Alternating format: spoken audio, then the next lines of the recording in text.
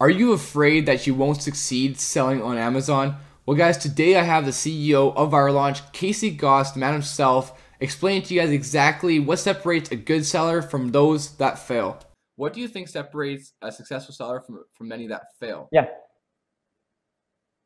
I think the most critical decision you'll make in your selling journey on Amazon is product selection. So the most successful sellers, success is very relative. Again, for a lot of sellers, making six figures a month is insanely successful. But for some of my friends, if they're not selling seven figures a month, they're not successful. But I would say the most critical decision is product selection and just choosing the products that make sense for you. Because too often we see sellers, trying to get in very competitive markets when they just don't have the budget to, and it really inhibits their ability to lift themselves off the ground, to start getting sales.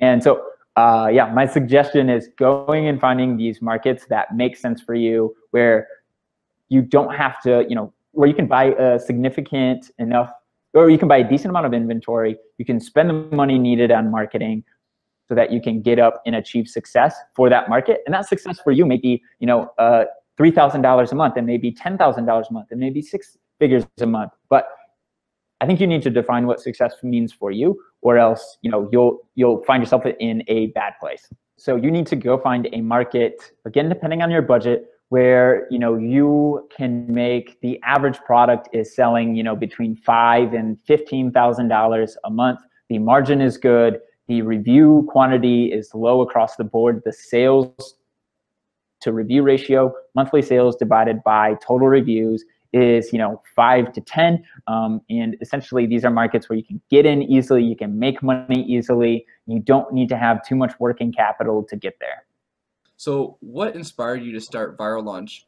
Like, what made you kind of get going with that? Like, obviously, you got a real successful company going for yourself. Like, I see other guys on YouTube, like Alex Becker, all these guys got, self-run companies, but you got like almost 50 employees or whatever you said, 60, 50, 40. That's an incredible business you got running there, Yeah, yeah. especially that everybody's in the office and stuff like that. That's cool.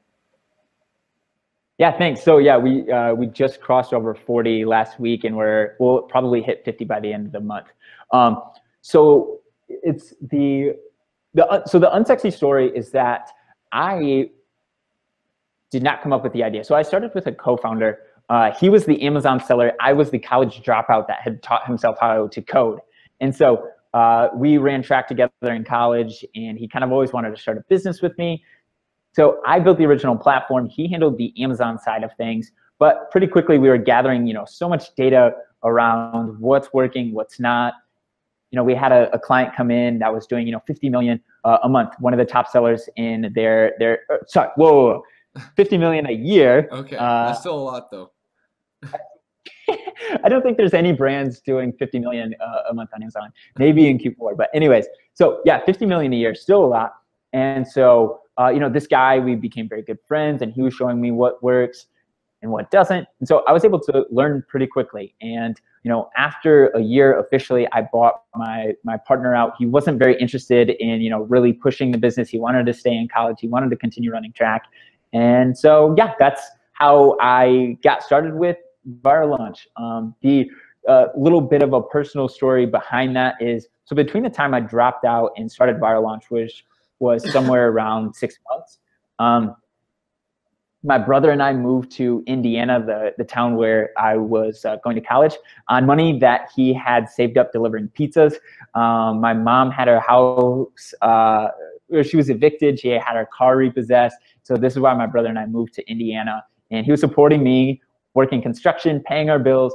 Didn't have enough money for heat, really. So basically, I was coding with socks on my hands to keep my hands warm enough to continue typing, wearing my winter coat. And that's where Viral Launch was coded, in a small apartment in Indiana with candlelight, my winter coat on, and socks on my hands. That's interesting. That's a great story.